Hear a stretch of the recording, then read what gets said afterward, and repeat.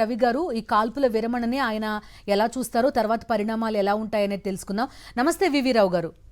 నమస్తే. ఎలా చూస్తారండి కాల్పుల విరమణని? మీరు ఒక ముందడుగుగా చూస్తారా, ఒక ఫుల్ స్టాప్ గా చూస్తారా, లేదా ఒక కమాగా మాత్రమే చూస్తారా? ప్రస్తుతానికి నేను ఒక పాజ్ కింద చూస్తున్నానండి. ఎందుకంటే ట్రంప్ గారు 3 రోజుల క్రితమే చెప్పారు there will be a surprise అని. అంటే అప్పటి నుంచి బహుశా ఎఫర్ట్స్ జరుగుతున్నాయి.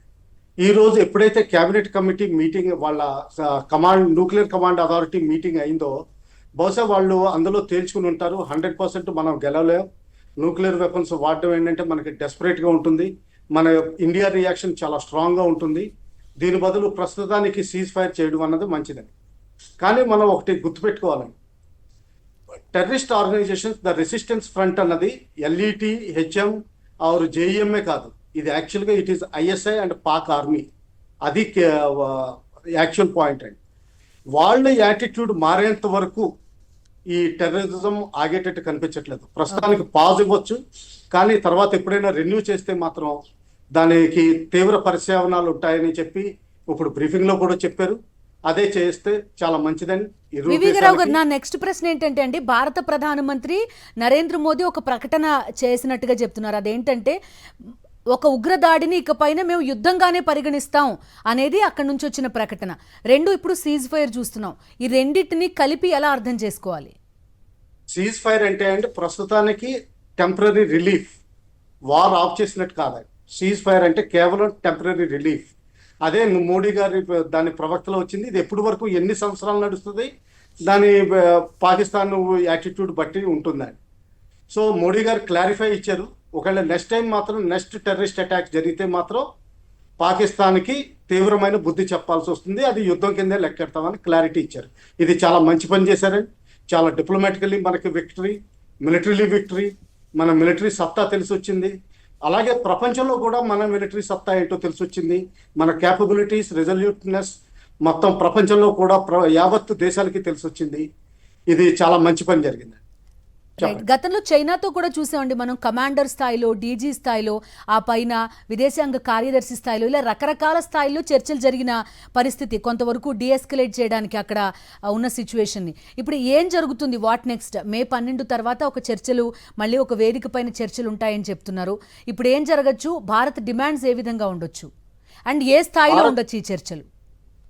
భారత్ డిమాండ్ ఫస్ట్ మనం గుర్తుపెట్టుకోవాల్సిన మేజర్ ఇన్సిడెంట్ ఏంటంటే బాంబే జరిగిన రైట్స్. అందులో అందరికీ పనిష్మెంట్స్ ఇంకా రాలేదు.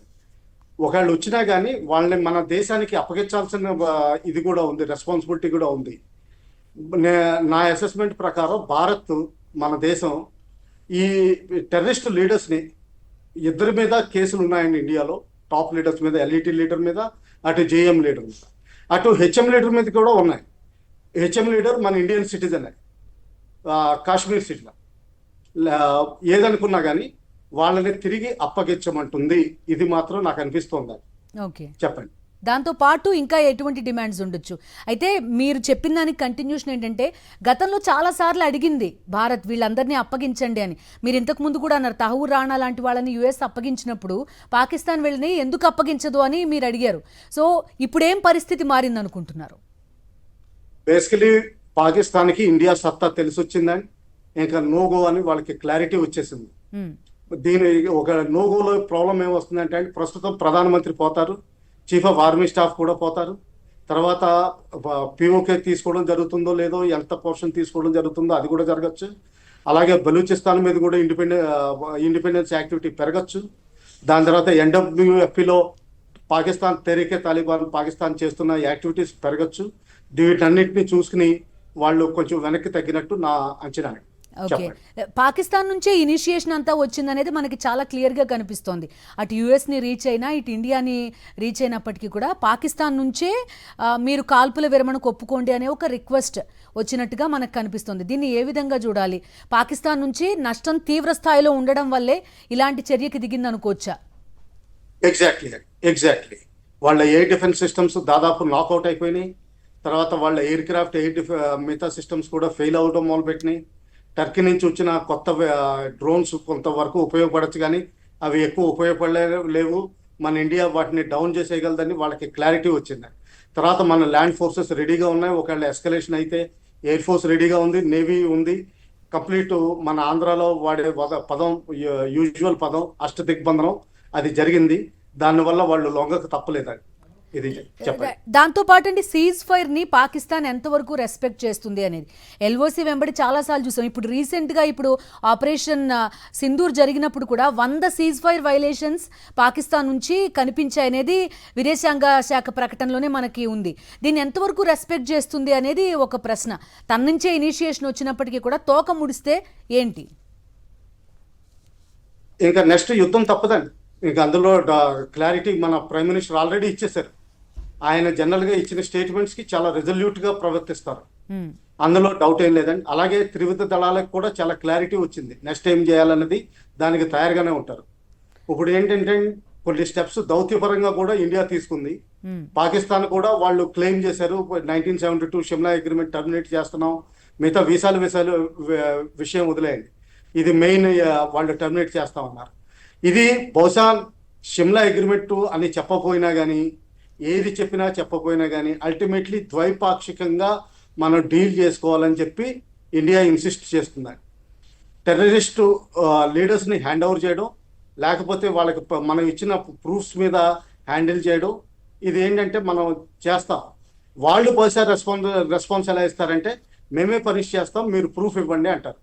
ఆ ప్రూఫ్ ఇచ్చిన తర్వాత దానికి 2-3 సంవత్సరాలు జరుపుతారండి. ఇది సరైన ప్రూఫ్ కాదు, ఇది ఇన్అడిక్వేట్ ప్రూఫ్. ఇదంతా ఆల్రెడీ జరిగింది కదండి. పఠాన్కోట్ టైం అప్పుడు వాళ్ళ ఇన్వెస్టిగేషన్ టీం మొత్తాన్ని కూడా మన దగ్గరికే వచ్చి వాళ్ళు ఇన్వెస్టిగేట్ చేశారు, ఫోరెన్సిక్ ఎవిడెన్స్ కూడా ఇచ్చారు. ఈవెన్ ముంబై పేలుళ్ల టైంలో కూడా అయినప్పటికీ చర్యలు తీసుకోలేదనే ఇండియా వాదించుకుంటూ వచ్చింది ఇప్పటిదాకా. ఎగ్జాక్ట్లీ కరెక్ట్ అండి. ఇప్పుడు ఏంటంటే వాళ్ళు సీజ్ ఫైర్కి రిక్వెస్ట్ చేయడం వల్ల వాళ్ళ సత్తా ఏంటో వాళ్ళ ప్రజలకే తెలిసిపోయింది. బహుశా వాళ్ళ ప్రజలకి ఇది వేరే అబద్ధాలు చెప్పొచ్చు, కానీ మన దేశం మాత్రం చాలా క్లారిటీ తోటి ఉందండి. అది చాలా మంచి పని జరిగింది. ప్రస్తుతానికి మనం జనరల్గా ఏంటంటే మనం యుద్ధానికి తలపడం, అందువల్ల ఈ సీజ్ ఫైర్ యాక్సెప్ట్ చేయడమే మంచిది వాళ్ళు రిక్వెస్ట్ చేసినట్టుగా. కానీ ఒకవేళ వాళ్ళు ఏదైనా పొరపాటు చేస్తే మాత్రం మనం తీవ్రంగా చర్యలు తీసుకోవాల్సి ఉంటుంది. రైట్. చెప్పండి. ఆసిమ్ మునీర్ లాంటి ఒక వ్యక్తి గురించి మనం ఇప్పటికే చాలాసార్లు మాట్లాడుకున్నాం. ఈ మొత్తం ఎపిసోడ్లో అతని వ్యవహారం లేకపోతే అతని మాటలు చాలా ఎఫెక్ట్ చేశాయి రెండు దేశాలని కూడా. ఒక రకంగా చెప్పాలంటే పహల్గామ్ ఉగ్రదాడి కూడా అతని మాటల ప్రభావమే అనేది చాలామంది అంచనా. అతనిని దించే ఒత్తిడి చేయగలిగే స్థితి ఉంటుందా అంతర్జాతీయ సమాజం ముందు? ఒక న్యూట్రల్ వేదిక పైన చర్చల సందర్భంగా ఈ అంశం ఎంతవరకు వచ్చే అవకాశం ఉంటుంది? అతను డిఫాక్టో రూలర్ అండి పాకిస్తాన్కి. ప్రైమ్ మినిస్టర్ ఆయన చేతుల్లో ఉంటాడు. నామమాత్రంగానే ఆయన పెద్దగా వివరిస్తాడు తప్పితే కానీ ఆయనకి సబార్డినేట్ కింద లెక్క పెట్టుకోవాలి. సో ఆ విధంగా ఇంటర్నేషనల్ ప్రెషర్ వచ్చినా కానీ అసీం మునీర్ గారు సొంత డెసిషన్ తీసుకుంటేనే కానీ ఇది జరిగే పరిస్థితి అనిపించట్లేదు. కానీ ఇంకోటి ఉందండి, దీని తర్వాత ఇంటర్నల్ చర్నింగ్ కూడా చాలా ఉంటుంది. అటు ఇమ్రాన్ ఖాన్ గారి ప్రెషర్ ఎక్కువ అవుతుంది, అటు మిగతా ఎంపీస్ ఎమ్మెల్యేస్ ప్రెషర్ పెరుగుతుంది. అలాగే విత్ ఇన్ ద ఆర్మీ కూడా చాలా ప్రెషర్ రావచ్చు. ఒకవేళ అసీం మునీర్ గారు రిజైన్ చేసి వెళ్ళిపోయినా, లేకపోతే ఆయన టెన్యూర్ డిస్కంటిన్యూ అయిపోయినా, ఎక్స్టెన్షన్ అవ్వకుండా అది చాలా వరకు మిడిల్ వే పాత్రలోకి వస్తుంది. సో ఆ విధంగా అసీం మునీర్ గారిని మాత్రం తప్పించడం 100% క్లారిఫై చేసుకోవాలి. రెండోది ఏంటంటే అండి, అక్కడ పొలిటికల్ స్టెబిలిటీ లేదు. ఒక డెమోక్రటిక్ గవర్నమెంట్ ఎప్పుడు లేదు. అటువంటి democratic government, political setup, strong political setup, subordination of Pakistan army, ఇది కూడా మన